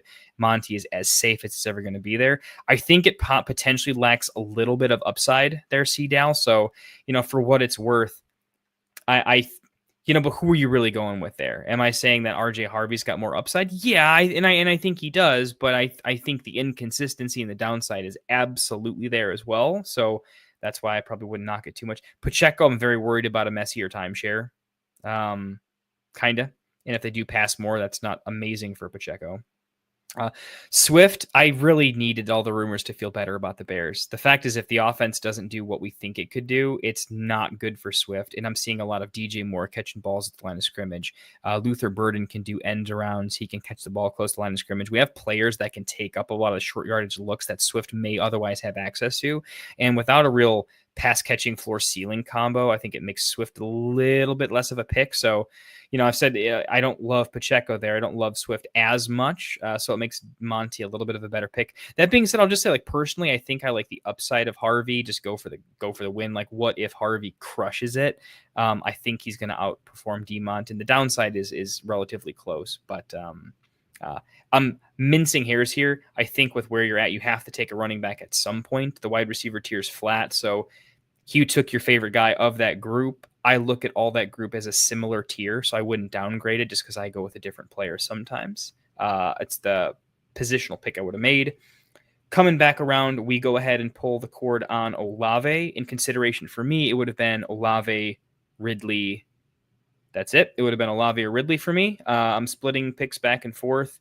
I think I lean Ridley a little bit more over Olave, but they are right there for me. So another situation of not a mistake. Great pick, Olave. I am a big fan of, I was just talking about CMC earlier. I'm a big fan of not every injury, but I don't buy the injury prone as much. And I tend to fade the market. Whenever the market drops a player in ADP because of the overall sentiment of injury risk, currently injured, recovering from an injury, you get the gist. I just look at where I think they would have gone otherwise and see how much of a reaction we're getting. And I tend to say, just as a betting strategy, one, it's a good betting strategy to eliminate all downside because this is a format where you only win your bet if everything kind of works out for you, right?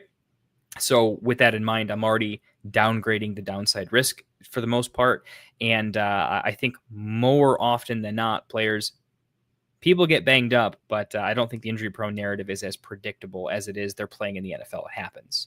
And re-injury just happens. And just because someone doesn't have a questionable tag next to their name does not mean they're not injured. How many times do we hear about, they were playing through injury and we never saw them injured? They're playing football. We never really know all the time who's injured, who's playing through injury. So with that being said, Olave, fire him up. I like it. Wide receiver 3, no problems. Coming back around, Egbuka over the likes of, we could have taken the last of a tier of running backs for me and B-Rob, but you can't have 3 players from Washington, so that's impossible. Jalen Warren would have certainly been in consideration. It might feel early, but I think Warren's going to be quite good, particularly because Caleb Johnson's struggling in pass protection. So Warren might get an elevated snap share.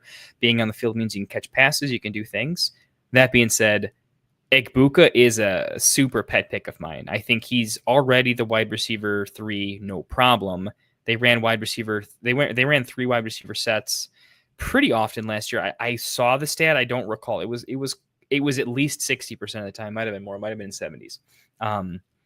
Straight up, I think the 2 people ahead of him, one is going to start the season injured, and we'll see how it goes. A recent picture of me when I saw his ankle size difference between the one that he got the second surgery on versus the other one, it's noticeable. And I think the team is downplaying it a little bit, and I think there's a chance he won't just miss week 1, but I think he'll miss at least the first 2, if not 3 weeks of the season, could be 4. I think it's closer to 2 to 3. And then that's Egbuka, wide receiver 2, always open. That's really good. Evans has struggled with hamstrings. He's old. We have 2 wide receivers that are older. One's currently injured.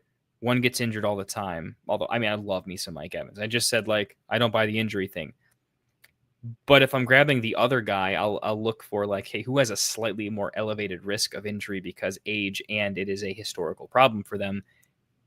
it's going to help the case for the other guy, right? So Egbuka serviceable with a crap ton of upside from literal day one. And we've seen this as an offense where due to injury, if someone has to step up, we saw what McMillan was able to do with a role. McMillan's not as good as Egbuka. If you give Egbuka the same amount of opportunity that McMillan had last year, my goodness. So yeah, I think Egbuka could legitimately finish as a middle to potentially high-end wide receiver 2, which is insane in the 7th round in terms of upside, with reasonable playability regardless.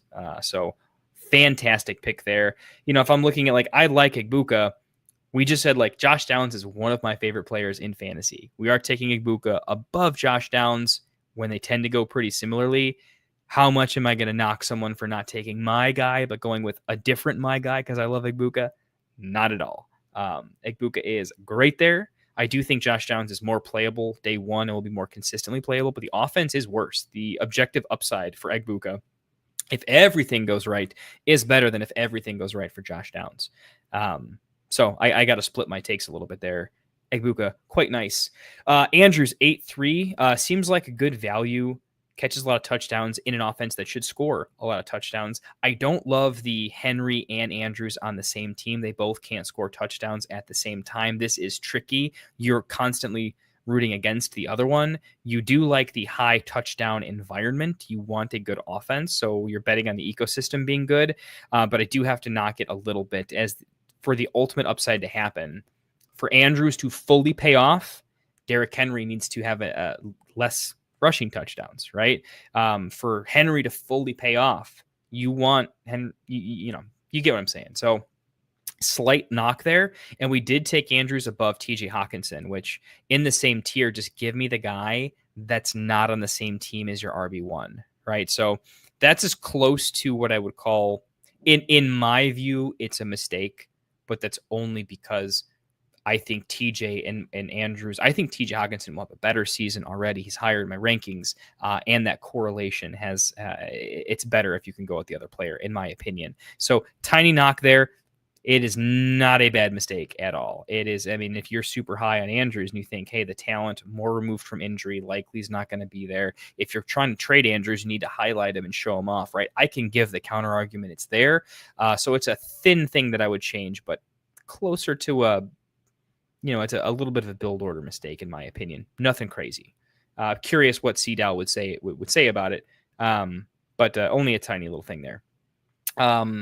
Especially thin benches too means when you have to pull one, you have to pull both out of your lineup, which does mean, in this case, you drafted Loveland 10-3. Love me some Loveland. I don't think he'll be good for the first couple of weeks, but he will grow into a nice role, I hope. But the offense needs to have some passing ceiling floor, so we'll see how that goes. But we'll get to 10-3 in a minute. Najee at 9-10.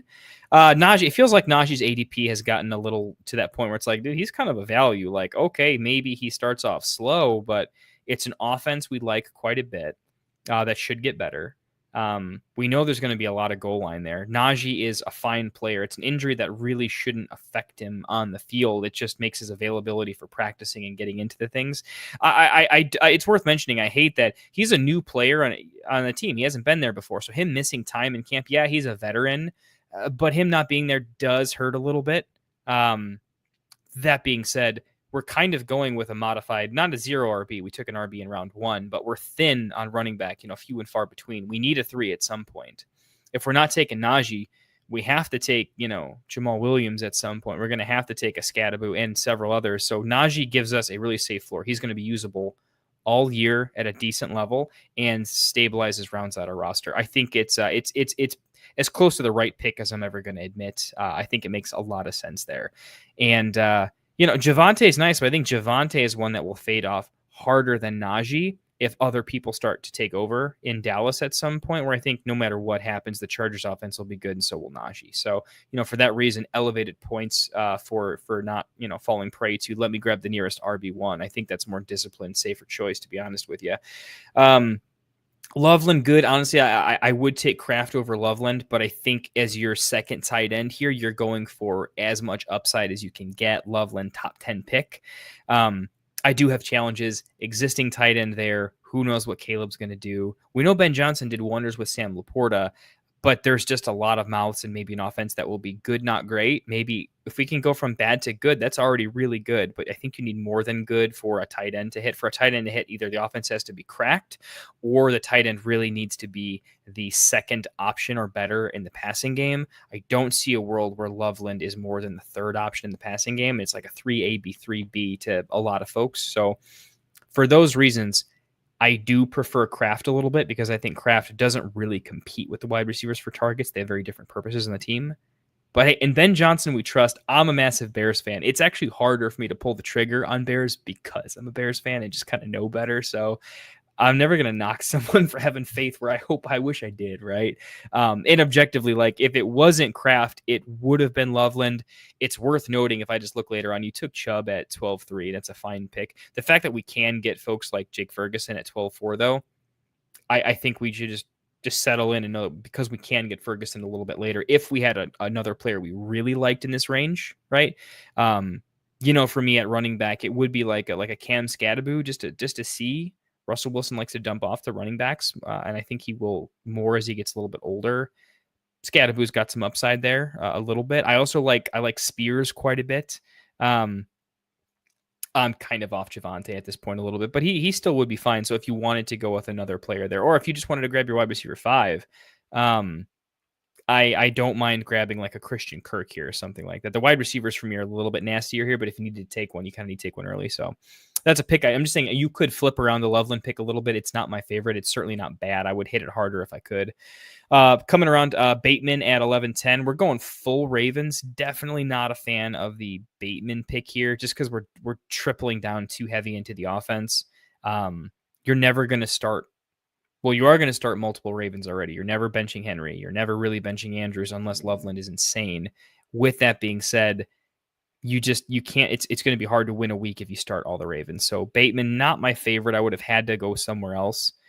Really like what Earl did here with Pat Bryant, Keenan Allen, particularly Keenan Allen on the Chargers. You already correlated, have some Najee. In this case, that's fine correlation because you're not really hoping to start Najee and Keenan Allen at the same time. It's more of a when you have to, it's a good offense with good roles. So for that reason, maybe I would go slightly different direction. Even Josh Palmer in Buffalo feels pretty good. He could be the 1B, not that difficult of a fashion. Wan'Dale Robinson's being eternally disrespected is the 2 on what could be an improved offense. He wants to get deeper targets.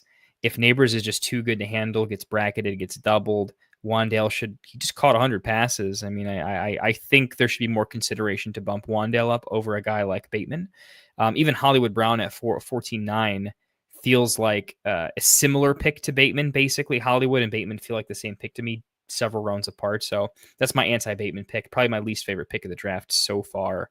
Coming back around, Chubb, 12-3. Fool's gold here. Don't love the Chubb pick. It's mostly because Dylan Sampson's still on the board, Isaac Guerendo's still on the board, and Ray Davis is still on the board. Even Jerome Ford to some extent with Sampson.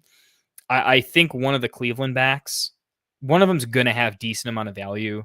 If Tillman keeps suffering a little bit of injuries or if he's just not as good, and it's kind of how do we make this happen? If it's just, Njoku's the second pass catcher, we need to have some sort of a good run game. The defense in Cleveland could be okay. That's kind of the saving grace there is their defense is good. If they keep games close, force some turnovers, keep them in good field position with an underperforming offense, I think I would rather have one of the Cleveland backs that's going a little bit later where Chubb, even if you told me today Chubb's the RB1, is going to start the season, he'll play 6 games as the RB1.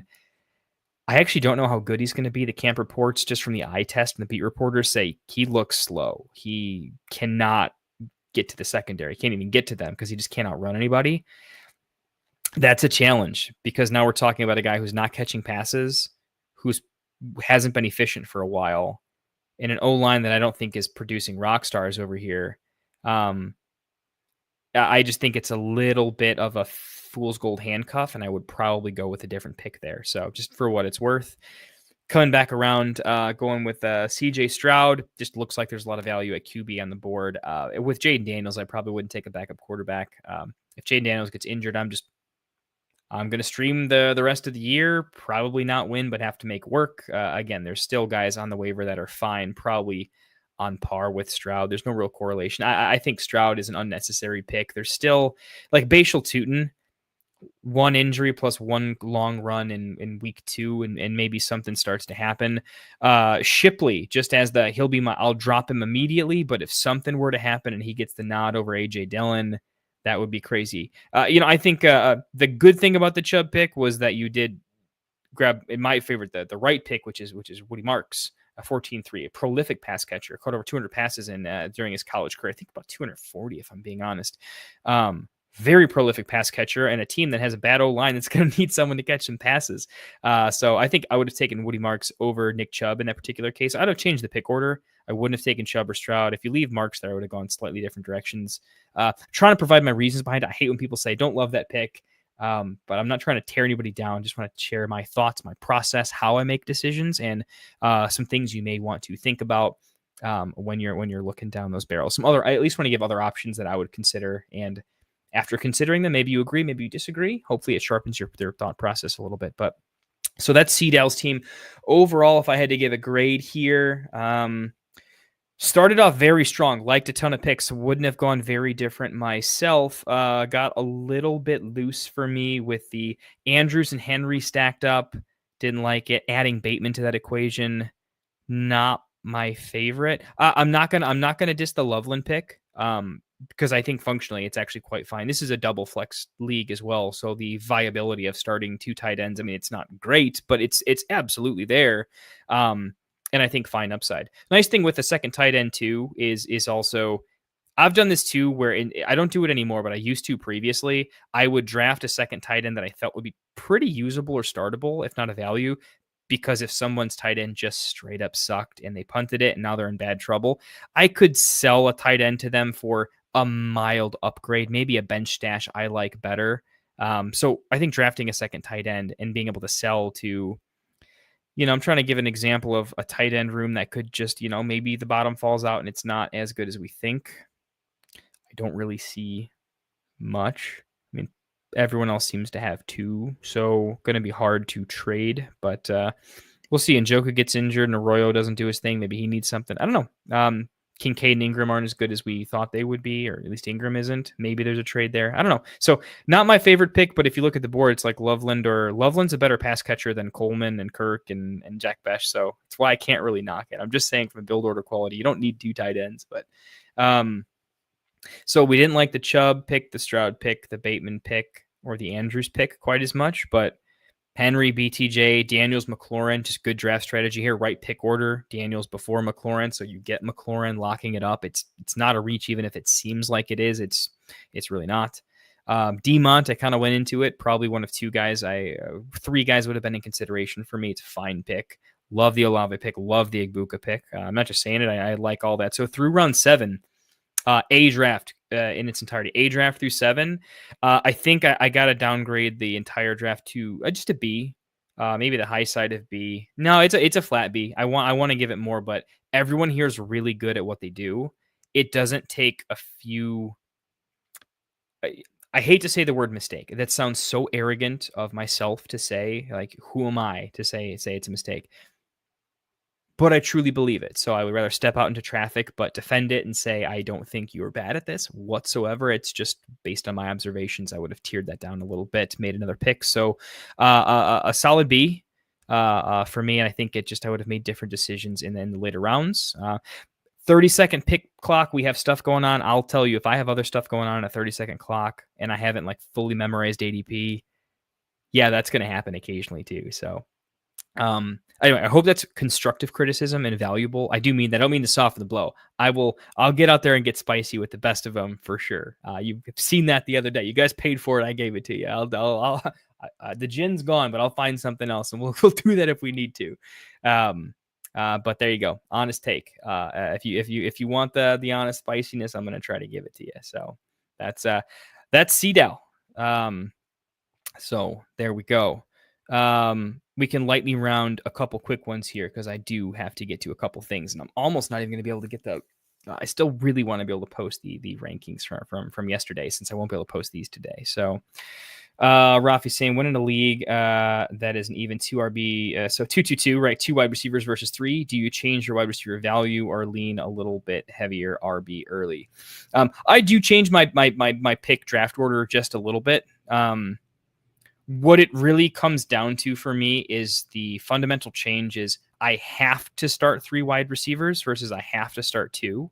What it really changes for me is I tend to go more favorably towards I want 2 the safe side of elite locked into those positions.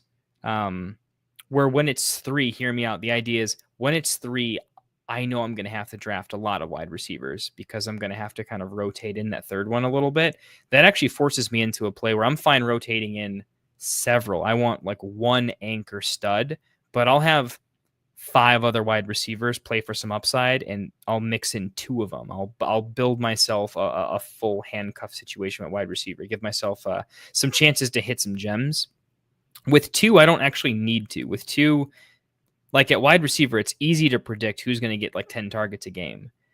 It's very difficult to predict who is going to surprise a little bit. Like we're better at picking wide receiver values like Jacoby Myers than we are full breakout studs. You just don't always know. You don't know what rookie's really going to hit at a certain level, who's going to disappoint. So for those reasons, I tend to say, hopefully that's making sense too. It's actually, I draft significantly less wide receivers and 2 wide receiver, but I almost take them a little bit earlier and lock them in quick when it's at a tier break of really good. And then I will focus in on running back, just take a few more of them. Because I don't need the depth at wide receiver quite as much. I can't use it as much. I want more running back depth because later in the draft, the upside of the position gets better than the wide receiver. So that's generally my approach. I don't try to change it up tremendously. If anything, as you get to like the 2-2-2 formats, I'm at least taking 1 earlier quarterback or 1 earlier tight end because the relative value goes up. If you trim that down to a 2-2-1, like 1 flex build, now an elite tight end or an elite quarterback feels almost necessary because it's going to be so much more difficult they're worth so much more in those formats with less positional players. That's why I like the 2-3-2 where it's the most positional players. That's not possible, but it's like acceptable right now. Is it really nullifies the value of quarterback and tight end to a level that it makes punting them a little bit more viable across the board. Less of a, I hate like, oh, he drafted Lamar. Lamar was the quarterback 1, and that's just who wins. Or, Allen was the quarterback 1 this year, so he just wins the league with an okay draft. I want to nullify that and make it, you have to make several good picks, good savvy picks throughout depth. And this format, I think, rewards that. So anyway, that's my thoughts on how I do that a little bit to some extent. Yeah, no problem. Always happy to give a breakdown. I was looking through it. I'm like, you definitely had an idea in a lot of these places, and everyone else did too, right? So that's the best part about practicing these hyper competitive mocks with a bunch of studs. I mean, everyone here is making pretty good picks, especially when you can make good picks and have some fun and chat and screw around and stuff. It's like that's when you know you're good because you're confident that you don't need to be fully locked in. Hey, good practice. When everyone's sniping you, it's the best practice you can get. As a Bears fan with a massive amount of talent on the offense, who do you think would do more with it, Caleb Williams or Trevor Lawrence? Trevor Lawrence. It would be Trevor Lawrence, honestly. Do I think Caleb Williams levels up? Not right away this year, but I do believe Ben Johnson is a good coach, and I think play calling will inspire someone that's talented to figure it out at some point. I think Ben is finally... He's protecting him. He's not burying him in the media, but I don't think Caleb is getting fully protected. Ben saying, I was disappointed. I think Ben's going to be his biggest cheerleader, but he's not going to soft sell it. I think he's going to help I think he's going to help Caleb grow up a little bit, get some maturity, get some thick skin. It might take longer than I'd like to, but I do still think in terms of even in moments, I've still seen some pretty good moments from Caleb, but his lows are just so much worse than Trevor Lawrence. And I think Trevor also suffered from just having the wrong people in town, the wrong coaching. The roster honestly wasn't very good in a lot of ways. Running game was dismal. It's really not good. The O-line was pretty trash. So I think Trevor Lawrence today, Caleb's got some more room to develop. Trevor right now would do more with it for sure. But I'm optimistic that Caleb is going to surpass Trevor with these weapons, and they'll help him get better. It's a tough question to answer. I hope the answer is they both do great because they're in somewhat similar situations, kinda. With new offense coming in, so we'll have to see. Tough one, but I gotta admit, I'm leaning T-Law right now on that one. And then I was a little hit on C-Dal a little bit there, but try not to get too mean there. So I think that's everybody. Anyone any last minute questions for me? Otherwise, I'm gonna go ahead and sign us off. I'm gonna try to before I pass out, go ahead and get the rankings uploaded from yesterday's mock and take it from there. So looks like we don't have too much more rolling in. Thanks for hanging out with us. It's been a super fun time. Certainly day 3 tomorrow. I think it's already filled up. If not, get into the Discord. Oh, what about the Bucky team? There you go. Well, let's get back to the Bucky team. Where did my there we go. Okay, quick. I took like 45 minutes breaking down the thing I said it would take like 5 minutes. So we're gonna have to speed run this Red Supremes. But no problem. Pluto. Let's get you Pluto. What we got going on? Bucky at 1-8. It's fun. It is too spicy for me, though. It is a little too spicy. I'm not going to call it like a mistake, but Bucky is usually there at 2.5 in most of these mocks. He's usually been going 2.6 or 2.7. So because the majority of the time he is coming back to you, not what I would have gone, but I will give you some credit for it's ballsy. It's certainly ballsy. I would have rather, at a minimum, grabbed Neighbors so you could wheel Bucky, or do the dual RB start where we go ahead. In this case, that wouldn't have been the right play, but I would take CMC. Bucky over Henry. I'm not gonna hate that. Actually, I think Bucky's got the combinations to outproduce Henry. Henry's safer though, and just based on ADP, even if you believe in him that much, he would come back. So. But it's okay. Bucky's huge. I'm a huge Bucky guy. So because of that, I'm not going to hate it. London 2.5. That's ridiculous. The only reason that happened is because you took Bucky at 1.8, though. That's the funny thing. Like if you would have gone the other way, it probably would have happened the other way still. So it's just the perfect spot to have made that fun swapperoo. But love it. Hampton 3.8. I'm going to say one of my literal favorite picks in the entire draft. I stone cold love Marion Hampton. I love the Chargers this year. I think that could be unreal. Yeah, I mean he could literally step in and look like Bijan. It's insane. So ridiculous start. I mean one of my favorite starts in the entire draft. Pluto's going to probably get a very good grade today. Kamara 4.5. I like him over. Kamara's pretty close to me with Kenneth Walker. I like Walker a lot this year. It's not because I objectively think they're close. I like Walker, but Kamara, I like Seattle's offense a little bit better, but I think Kamara is still going to be really, really good now that Devin Neal also had a little bit of a setback. No one else there is particularly good. I am nervous that Kamara could fade off a little bit. He could be unmotivated. The team could be so trash that it's just hard for a professional athlete to just frankly give a shit. Kenneth Walker has more to play for, both in reputation. He's constantly fighting Sharps off, and I think that's going to force him to be so much better than he otherwise would if he was just comfortable. So for some of those psychology reasons, I mean, you're banking on Kamara catching just 1 million passes. That's it. You don't think he's going to be efficient. You don't think he's going to run for a bunch of touchdowns. You do think he's going to catch a lot of passes. I still like Kamara in the 4th. I'm just trying to give a take for Kamara versus Walker, and I'm starting to lean Walker a little bit more because Kamara's upside feels thinner. I think Kamara is honestly like a good safe pick now versus an upside pick. I think he's losing some of that upside in my opinion. So these are current thoughts on Kamara that have changed somewhat recently. That being said, I still think he's a fine pick there. And I like being a little RB heavy because I really love the wide receiver range, specifically in the next 3 to 4 rounds, which is kind of what he did. So that worked out really well. At 5th round, we go JMO, someone I would have considered as early as like the late 4th. The 4-5 turn basically. So love that. I think if the O-line does get fundamentally a little bit worse because of losing their center, I think the answer is going, and I do think they're going to need more deeper plays if they can't consistently move the chains as well as they have before with Ben Johnson. New play calling coming in means if Ben can't scheme everyone else open. Jamo's a guy who can just kind of get open on his own.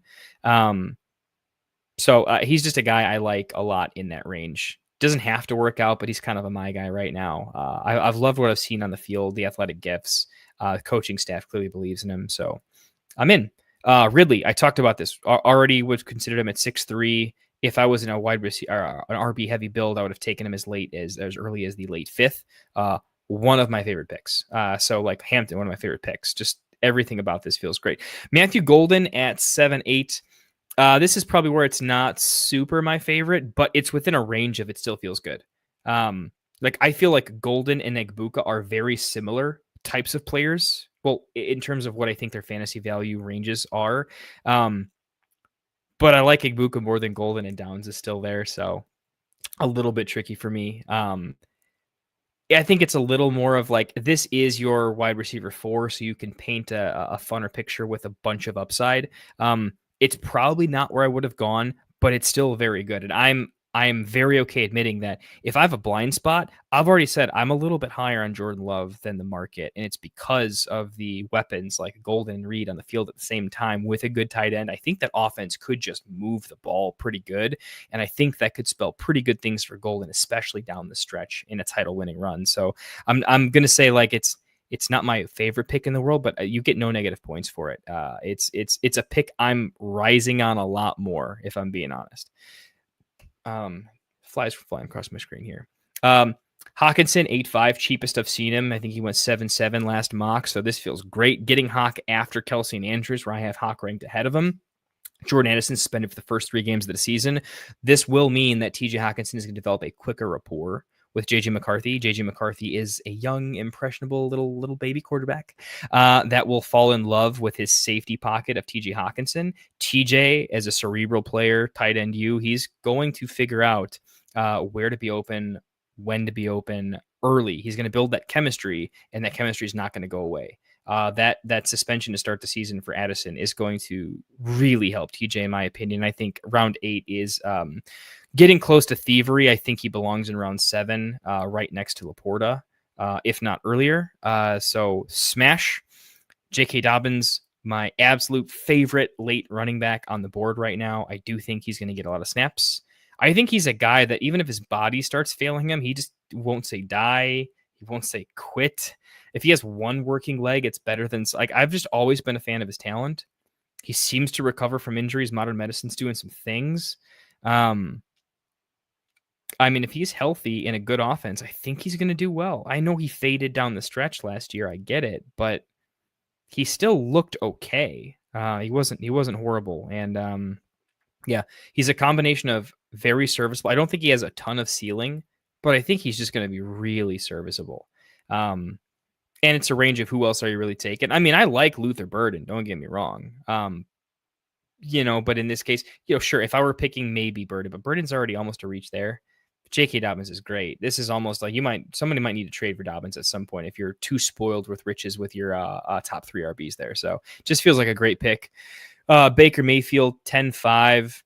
It's also the latest I've seen Baker go, if I'm being honest. You're getting Baker after Dak. You're probably looking at the board saying, I don't love the rest of my picks. The rest of my team looks fantastic. Why don't I just go ahead and take a upside quarterback that has like 2 billion wide receivers, spoiled for choice? I don't hate it. I really don't. I'm still going later quarterback. Like I'm not stupid high on Baker or anything. I kind of mentioned there were some other guys I like later, right? Like I like Herbert.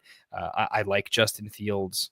I like Jordan Love. I certainly love McCarthy. I kind of mentioned McCarthy and Hawkinson. I actually don't like pairing tight ends up with their quarterbacks in thin bench redraft. So that wouldn't be an option for me, but we're taking him in a range where like, who cares? Like the tiers have permanently kind of broken. There's still picks that I like, but I won't knock the pick. So pretty solid there. And I mean, shoot, he is one where if that team does its thing, I guess it's a little tough because like Bucky 1.8 makes me, I see the correlation of if the offense is killer, this makes a lot of sense. But I do think you are banking with Bucky at 1.8. You are kind of hoping that a few more of the touchdowns go rushing versus passing because they were going passing.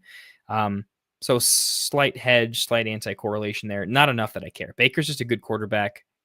on a good team. So is Bucky. It doesn't matter. It's all good.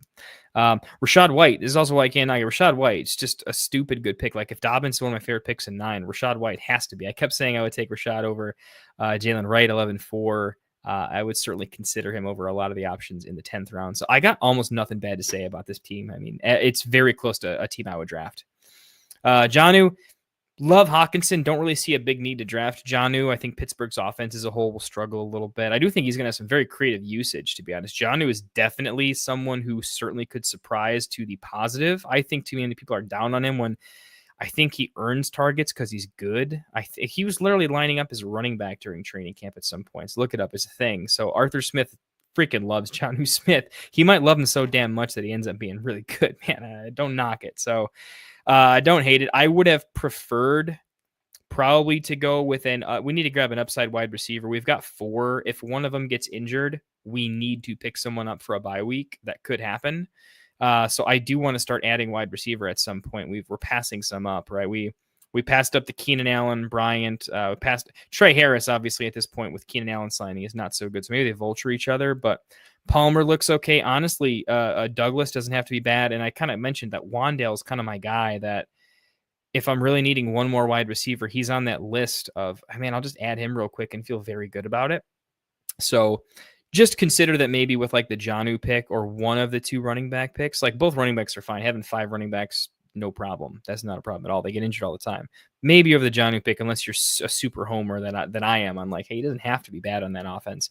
I would have grabbed a wide receiver a little bit sooner, between 11 and 13 there, probably with who's left on the board. Would have had to start making it at 12 though, because at 13 it's kind of dry. So just for what it's worth, Jared Goff, you're kind of going with, hey, what if Detroit just throws a bunch? You grabbed Baker. He's not high tier enough that I think like you just don't need another quarterback. Goff for me does kind of fit a spot where if I'm drafting Baker Mayfield, I'm probably not drafting Goff because I don't think Goff is consistent enough where I might see a game from Goff and be like, oh, I guess I'm starting him the rest of the year. I don't think you're ever doing that with a guy like Baker so much. So I think it's worth noting that instead of Goff, I might have gone with a higher upside pick like Fields, where week 1 you could be like, oh my God, actually him and Garrett Wilson are nice and Fields rushed in 2 touchdowns. You're just not going to see that from Goff in week 1. And even if you did, would it considerably change your mind? I'm not sure. You'd probably still start Baker the next week, where could change with a different version of upside. So I would have preferred Fields, would have preferred JJ McCarthy over Goff. I think Goff is kind of the safe highest in ADP, but he doesn't functionally do for your team what you want him to do as this backup. And then Romeo Doubs, no problem there. You've already got Golden. So if Golden, isn't as good as you want to, obviously there's positive correlation for who can pick up the slack. And Dobbs makes sense as, you want the guy that if the deep passes aren't a thing, Jaden Reed's not as much of a thing or gets traded or something, you got Dobbs. So not bad. I would have preferred, just for the record, Hollywood Brown over Dobbs, just because I think week 1 in their role, I think Hollywood could be a bigger mover and shaker in the rankings. Dobbs, I don't see very many worlds where after week 1, it significantly changes your take on Dobbs, right? So I would change some picks around a little bit there, but honestly, the whole draft was so good in so many spots. Easy A for me. One of the easier A's. I find it very difficult to see a world where Pluto's not in the top 6 and could be approaching a top 3. He might have got himself a ticket there. We'll have to see. Last 2, and I certainly got to go. With Love, there is no pressure that he must feed a particular guy. Just roll with the open guy and hot hand. It's not as sexy of a situation, but it can definitely be effective. Yeah, and I hope that's the case. I hope he just balls out, and I kind of see that too. He's a quarterback I like unstacked. He's a quarterback that I just think could have a good offense because of proliferation of weapons and an NFC North that requires points to win, and an NFL that's increasingly requiring more points to win. So if they come from behind in enough games, or just not because they're playing bad, because their teams just can't stop scoring, I think you're going to like what we have seen from them at points, just not as much last year. Jacobs can catch some passes too, right? I think he's got room to grow in the passing game. I don't think they have to rush at, a top 3 rate in the NFL. So yeah, give me some love. I like it. I didn't catch the rankings from yesterday where they posted. I know once you've been picked for the Friday mock, you can leave open a spot for others. Yeah, look, I'll get them posted, but just for the folks that are here, I'll just read it out right now. I think I have it on my phone. Posting it is what takes the longest because like I just have to go and do the thing, make sure it's right. But I can talk about it verbally here, I think. So from the first mock, from what I'm looking at, all the rankings are in. Points are tallied.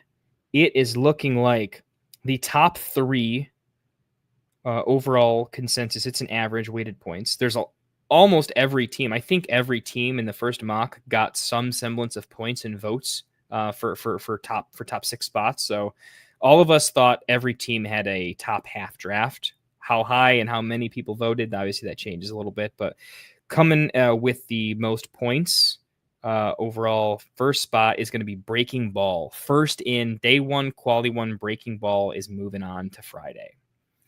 Second spot, congratulations, Breaking Ball.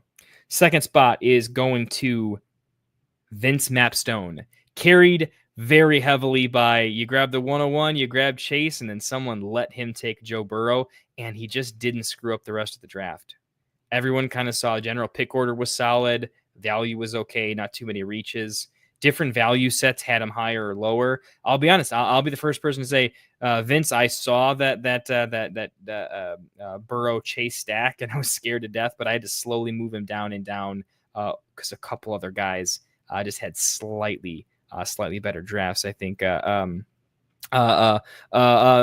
Mr. Dill, you certainly were one that I actually had to notch above Vince as well in the previous draft.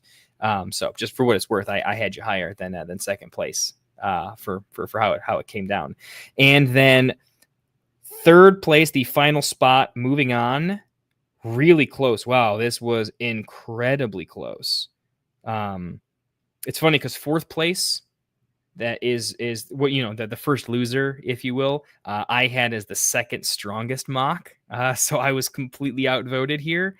But taking the third spot is going to be Mr. Dildos. Dildos, you're in, buddy. I know you're in chat. You're through to Friday. You're top 3. So congratulations, my friend. And it's crazy because I actually moved you up 2 spots, and those 2 spots made the difference. I didn't calculate this by any means, but I'm just letting you know, legitimately in my head, I had to move you up. You and one other person basically got increased by 2 spots, I think. And you got in by exactly 1 point over fourth place. So don't say I didn't do anything nice for you, my man. I didn't do it intentionally. Don't give me nothing, but yeah. I kept liking your draft more and more. And you're in, my man. Let's go. So there it is. I will get them posted, but a lot of you guys listening, Breaking Ball, Vince Mapstone, and hey, I got YouTube laws, regulations. I can't just go spouting your name off. You know what I'm saying, but Dr. Doe, Mr. Dill, you know what I'm saying over here, my man. You're moving on. Congratulations. So there we go. I still gotta get some sleep tonight. I gotta do some things. I still got some chores to do, man. I gotta do the thing. But heck yeah, dude! Legendary night. We went for 52 minutes longer than I thought I was going to. So you guys know, no matter what happens, I love this damn sport so freaking much, and I love hanging out with all of you guys and just doing this whole thing. Believe me, it is not easy doing a Monday, Tuesday, Wednesday, Thursday dinner, dishes, sprint downstairs, and try to make sense out of the chaos and talk fantasy. But I love it. It's awesome. Y'all legends. We're going to keep it going. It's going to be a sick month. If nothing else, there is no way anyone in my redraft league stands a damn chance, right? We're literally mocking every single night for like a month straight, and then I got to grade them with like a fine-tooth comb. If I lose any leagues this year, I'm going to be disappointed. It's going to be fun, though, man. I tell you, I feel like all of you guys are going to absolutely murder all of your leagues. You need to be in 10 more redraft leagues immediately. It's going to be an easy investment. I like what I'm seeing here for sure. So with that being said, y'all have a fantastic Tuesday night. I'll see you tomorrow. Week 1, qualifier 3. It's hump day tomorrow. Let's get silly. Let me know what I should be sipping on. I'm going to need a drink tomorrow. It's going to be a long day. I'll catch you guys later. Wanted to white fantasy is the play. Marking nothing but out to